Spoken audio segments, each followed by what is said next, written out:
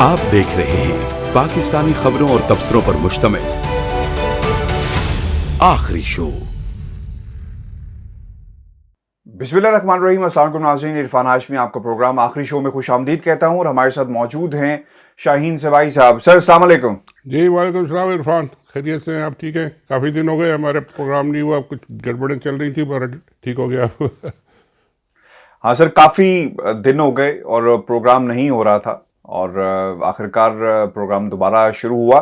Program sir चलता रहेगा, कोई रुकावट कभी आ जाए तो आ जाए, लेकिन चलता रहेगा, फिक्र नहीं करें। इंशाल्लाह इंशाल्लाह। सर बहुत ही बड़ी बड़ी डेवलपमेंट्स हो रही हैं पाकिस्तान की सियासत के अंदर। जी जी कल का दिन बहुत ही अहम था, आज का दिन भी बहुत ही अहम रहा और पाकिस्तान की दो बड़ी सियासी जमातें एक दूसरे के सामने आन खड़ी हुई हैं। वो लोग जो घड़ी खुदाबख्श जाकर 90 की सियासत को दफन करके आए, आज से दोबारा जिंदा हो गई है। आपने कल सर बयान सुना होगा और मरीम नवाज ने कहा कि कुर्बानियां दी हैं। डील की बात कैसे आप लोग बार बार खींच कर ले आते हैं? सर पहले तो हमें यह समझाएं कि कौन सी कुर्बानियां दी हैं। नवाज शरीफ ने मुल्क से भागकर कुर्बानियां दी हैं, शहबाज शरीफ ने बाहर आकर कुर्बानियां दी हैं, बच्चों को भगाकर कुर्बानियां दी हैं। सर कौन सी कुर्बानियां दी हैं? देखिए, कुर्बानियाँ, ये आपने बड़ा अच्छा शुरू किया कुर्बानियों से। देखिए, सबसे बड़ी कुर्बानी तो उन्होंने ये दी कि वो जाके उन्होंने भुट्टो और बेनज़ीर की कब्र पे जाके माफ़ी मांगी कि जी हमने पहले जो कुछ किया था वो सारा गलत किया था और अब हमें माफ़ी दे दें, और जिए भुट्टो के नारे जो मिल गए, तो उससे बड़ी कुर्बानी तो मेरा ख्याल है कोई नहीं हो सकती, क्योंकि उन्होंने अपना पुराना सारा 20-25 साल की जो सियासत थी उसको वहाँ जाके दफन कर दिया। अब दोबारा वो भले जो करते रहे, लेकिन एक दफ़ा तो वो रिकॉर्ड पे आ गई सब चीज़ें कि जी ये आके इन्होंने कह लिया कि जी हम पहले गलत थे और अब हम दोबारा से नई सियासत करेंगे। वो नई सियासत क्या होगी वो तो खैर देखेंगे, लेकिन चले एक कुर्बानी तो बड़ी तो ये उन्होंने पीपल्स पार्टी ने करवा ली। उसके बाद पीपल्स पार्टी ने ये कुर्बानियाँ उनसे करवाई कि जी सारे उनके जो बयान थे, सारे जो उनके क्लेम्स थे, जो कि जी इस्तीफे देंगे तो फलाने दिन हुकूमत जाएगी, तो फलाने सबको उन्होंने वॉश करा दिया, इन सबको सब लपेट दिया जरदारी साहब ने और उनकी सियासत ने। तो वो भी कुर्बानियों में आप शामिल कर लें कि वो भी बेचारे कुछ नहीं कर सके, रह गए, बातें ही करते रह गए। फिर सबसे बड़ी जो कुर्बानी और उन्होंने दी, करोड़ों अरबों जो चोरी वोरी के जो माल हैं या लूटे हुए हैं जो भी है, उनमें से मेरा ख्याल है शायद कुछ करोड़ तो उन्होंने जलसों जुलूसों में वोट को इज्जत दो और गाड़ियाँ और खाने और हलवे और इन पे खर्च किए होंगे ज़रूर। तो वो भी कुछ ना कुछ तो उनके खर्चे हुए होंगे। मौलाना साहब को भी खुश रखना है, उनके लोगों को भी खिलाना है, उनके हलवे शलवे भी होने चाहिए, फिर गाड़ियाँ होनी चाहिए, फिर नारे अशारे लगने चाहिए, तो वो सारी भी आखिर ज़ाया गए, तो वो भी कुर्बानी में शामिल कर लें। अब कुर्बानी की ईद आ रही है तो बेशुमार कुर्बानी है, तो उनकी मिला क्या उनको? मिला ये कि जी आखिर में वो मरियम साहब को जाके घर बैठना पड़ा। शहबाज शरीफ साहब बाहर निकल के आए और जाके वो उन्होंने बयान दिए कि जी मैं जूतों को हाथ लगा लूँगा और ये करूँगा वो करूँगा। और जब वो मीटिंग हुई उनकी नेशनल सिक्योरिटी की, तो वहाँ पे जाके सारे उन्हें घेर लिया फौजियों को कि जी बस माफ़ कर दें, अल्लाह का शुक्र है, मिट्टी पाओ जी, बस हमें मुलाकात कर लें, ये कर लें वो कर लें, और सारी ये। तो उनकी कुर्बानियों का तो लंबी फहरिस्त है। नतीजा और कामयाबियों की फहरिस्त अभी कहीं नज़र नहीं आ रही। पीपल्स पार्टी ने उनके साथ जो सुथरी करी है, जो काम किया है, और वो एक तारीख़ी काम है। अब उसको वो किस तरीके से भुगतते हैं और किस तरीके से वो पूरा करते हैं, यहाँ तक वो ले आए हैं पीपल्स पार्टी वाले उनको कि अब मेरा ख्याल है बेनज़ीर इनसे मरियम से किसी ने पूछा था कि जी आप ये हुकूमत कब जाएगी ये इमरान खान साहब की? आप तो कहते थे कि रोज़ जा रही है, कल जा रही है, परसों जा। उन्होंने कहा जी जब अल्लाह को मर्जी होगा चली जाएगी। ये उनका बयान था।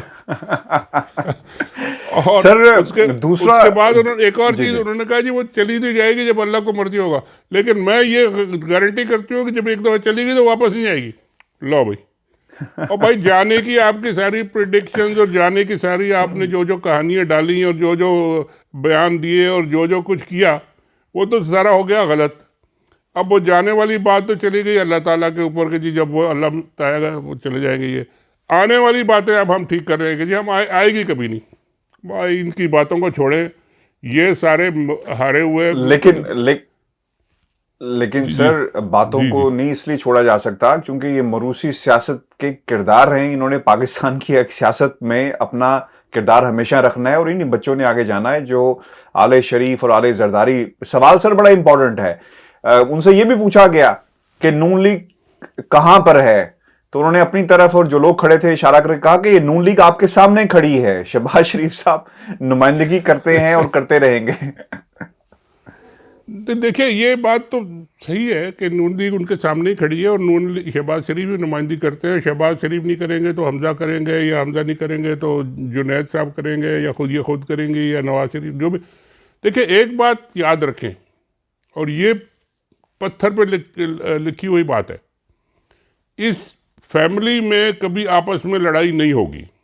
चाहे बाहर आपको जितना मर्जी आए कि जी नून से शीन निकल आई और शीन से मीम निकल आई और मीम से कुछ निकल आया और ये हो गया वो हो गया, अंदर ये सारे के सारे चोरों का टोला एक है। और चोरों की आपस में लड़ाई होती है तो फिर चोरों की लड़ाई में सब कुछ हर एक का नुकसान होता है। तो इनको ये पता है आपस में इन्होंने लड़ना नहीं है, जिसे रियल लड़ाई कहते हैं। एक दूसरे को इन्होंने एक्सपोज उस तरह नहीं करना है जैसे वाकई लड़ाई होती है और थप्पड़ छप्पड़ लग जाते हैं, वो कभी नहीं होगा। बयानबाजी होती रहेगी, जी वो आ गए तो वो नहीं आई, ये आ गए तो वो चले गए, उन्होंने कुछ कह दिया, इन्होंने कुछ कह दिया।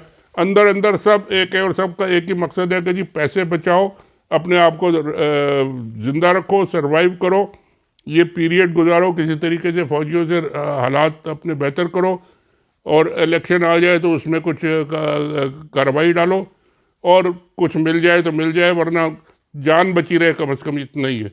ये सारी इनकी पॉलिटिक्स का पूरा फोकस है ये, और ये रहेगा। तो उसमें अब कभी पीपल्स पार्टी से दोस्ती हो जाएगी, कभी लड़ाई हो जाएगी, कभी मौलाना से दोस्ती हो जाएगी, कभी लड़ाई हो जाएगी, कभी कुछ हो जाएगा, सब कुछ चलता रहेगा। लेकिन एक बात नहीं है कि इनके अंदर, फैमिली के अंदर लड़ाई नहीं होगी। और ये सबके लिए कहानियाँ ही कहानियाँ हैं, जो सब सुनते हैं कि जी ये हो गया तो वो हो गया तो वो चले गए आ गए, ये सब कहानियाँ, इसको छोड़ दें आप। मगर यह कि अब बुरी तरह इनकी सियासत जो है पिट चुकी है। इलेक्शन अभी आ रहा है, एक इलेक्शन पहले वो लड़के गई थी गिलगित का, वहाँ पे भी अचानक पता नहीं क्या हुआ, कौन सी मखलूक आ गई कि वो सारे के सारे दावे धरे रह गए। मेरा ख्याल है कि आज़ाद कश्मीर में भी कुछ ऐसे ही होने वाला है, और उसके बाद फिर कहेंगे कि जी वो लुट गए, मुट गए, धांधली हो गई, ये हो गया वो हो गया, और फिर उसी तनख्वाह में सब काम करेंगे कि जी जान छोड़ दो हमारी बस। शाहीन साहब, यहाँ पर जो मसला सबसे ज्यादा जिसको क्रिटिसाइज किया जा रहा है वो अदालतें हैं। हमेशा से होती रही हैं और अब भी होती रहेंगी, ये कोई नई बात नहीं है, लेकिन इनकी एफिलेशंस बड़ी इंपॉर्टेंट है। आपको याद है हमने तो मुतादिद प्रोग्राम्स आप और मैंने कर दिए जिसमें एफिलेशन का जिक्र आया, लाहौर हाई कोर्ट के मामले को देखा गया। अब जो सिचुएशन बन गई है और जो खतरनाक बन गई है वो ये है सर कि इनकी अपीलें उनको तेजी से आगे बढ़ाया जा रहा है, और ये चाहते हैं कि 2023 तक जो है ये जो तलवार लटक रही थी नाअहली की, इससे किसी तरह मरियम को आज़ाद करवाया जाए। और ऑब्वियसली 2023 का ग्राउंड होगा, मरियम ऑब्वियसली उसको लॉन्च किया इसलिए गया कि उसमें हिस्से जो है वो कहीं ना कहीं अपना डाल सकें। और ये डील और खामोशी और ट्विटर नहीं बोल रहा, ये सब बातें जो हैं सर कहीं ना कहीं डील की जो बाज़गश्त है, जो पाकिस्तान पीपल्स पार्टी जो इतना उछल रही है, और अदालतों के जरिए अगर ये सब कुछ हो गया शाहीन साहब, फिर तो I think is a game over. देखिए अदालतों का बड़ा ही इम्पोर्टेंट और बड़ा ही क्रिटिकल रोल है, ये बात तो सबको पता है, और अदालतें जो कुछ करती रही हैं वो भी सब हमें देख रहे हैं। लेकिन अब जो अदालतें कर रही हैं वो तो बड़ा ही, मुझे तो लगता है कोई कानून वानून शायद है ही नहीं। अदालतों को जो जजेस साहिबान हैं उन्होंने कुछ कानून वानून पढ़ा था पहले, कभी पढ़ा होगा, शायद वो भूल गए हैं या कोई किताबें गुम गई हैं उनकी, या क्या हो गया है भाई। एक सुप्रीम कोर्ट, और ये मैं चौधरी एतजाज़ साहब को कोर्ट कर रहा हूँ, अभी वो 2-4 घंटे पहले एक अपने टीवी पे बयान ये दे रहे थे कि जी मेरा कानून और मेरा सारा तजुर्बा इतने सालों का ये सब ख़त्म हो गया, इसके बाद मैं कुछ नहीं कह सकता। ये उनका बयान था। जो अदालतों ने आज जो कल जो फैसले दिए हैं उसके बाद उन्होंने कहा मैं कोई इसके, मेरा कानून ख़त्म हो गया, मेरा सारी एक्सपर्टीज़ ख़त्म हो गई, क्योंकि मुझे नहीं समझ आ रही कि ये हो क्या रहा है।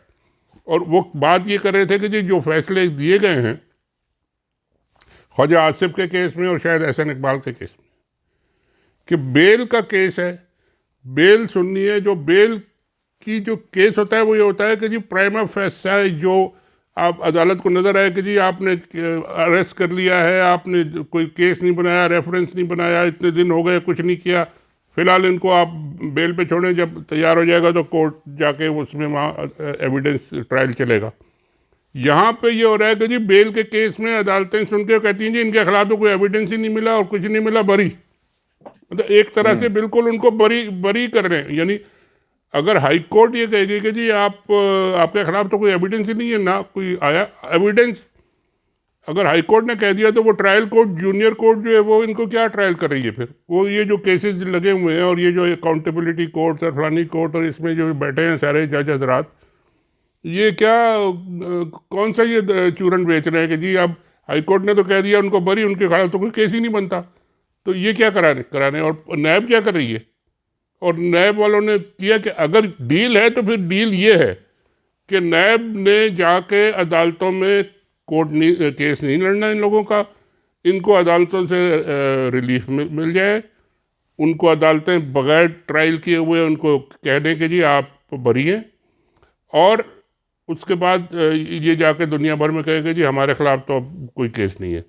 मगर एक बात याद रखें, ये हैं हाई कोर्ट्स हैं जो जूनियर, इनके ऊपर एक सुप्रीम कोर्ट भी है, और सुप्रीम कोर्ट के बड़े स्पेसिफिक ऑर्डर्स हैं, जजमेंट्स हैं कि कोई कोर्ट जो है वो बेल के केसेस में मेरिट्स पे फैसला नहीं दे सकती जब तक मेरिट्स पूरी तरह केस चले ना, उनके सामने एविडेंस ना आए, प्रोसिक्यूशन ना आए, गवाह ना आए, काउंटर क्वेश्चनिंग ना हो, क्रॉस क्वेश्चनिंग ना हो, पूरा केस चले, मेरिट सामने आए फिर दे सकती है। लेकिन केस तो पूरा नहीं चल रहा हाई कोर्ट्स में, केस तो चल रहा है जूनियर छोटी कोर्ट्स में, तो ये जजमेंट दिए जा रहे हैं। तो इसके ऊपर सुप्रीम कोर्ट भी है, वहाँ नैब को जाना चाहिए अगर नैब की डील नहीं है तो।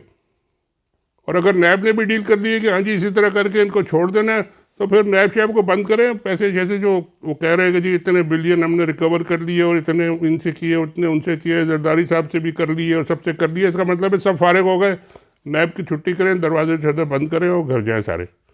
तो ये मतलब है कि बड़ी सीरियस सिचुएशन है, इसको कहीं ना कहीं किसी न किसी लेवल पे सोच के हैंडल करने की ज़रूरत है कि ये हो क्या रहा है और क्यों हो रहा है और कैसे हो रहा है, ये इसको किस तरह रोका जाए और रोकना चाहिए इसको। ये नहीं बिल्कुल ठीक है पूरे सर। कानून का और पूरे पाकिस्तान के आइन का और कानून का और सुप्रीम कोर्ट का अगर मजाक ना उड़ाया जाए, इस तरह जो करना है बिल्कुल सही आपने वो ओपन करें, ट्रांसपेरेंटली करें।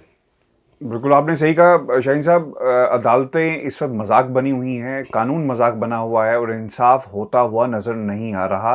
और चाहे वो सिंध की अदालतें हों, कोशिश होती है कि सिंध के वडेरों को, हुक्मरानों को इंसाफ मिल जाए, पंजाब की अदालतें हों तो आले शरीफ को इंसाफ मिल जाए। तो यही निज़ाम है जिस वक्त जो पाकिस्तान में चल रहा है। ये व्यूअर्स हमारा आज का आखिरी शो था प्रोग्राम, और अपने कमेंट्स हमें ज़रूर भेजिएगा। और अगले प्रोग्राम के अंदर जो इस वक्त नई डेवलपमेंट्स हुई हैं जरदारी साहब के हवाले से, जो उनकी ज़मानत हो गई है और उन्होंने कहा कि मेरे सिलेक्टर से भी राब्ते हैं, तो इस पर हम तफसील से बात करेंगे। मुझे और शाहीन साहब को इजाज़त दीजिए, अल्लाह ने के बाद। बहुत शुक्रिया।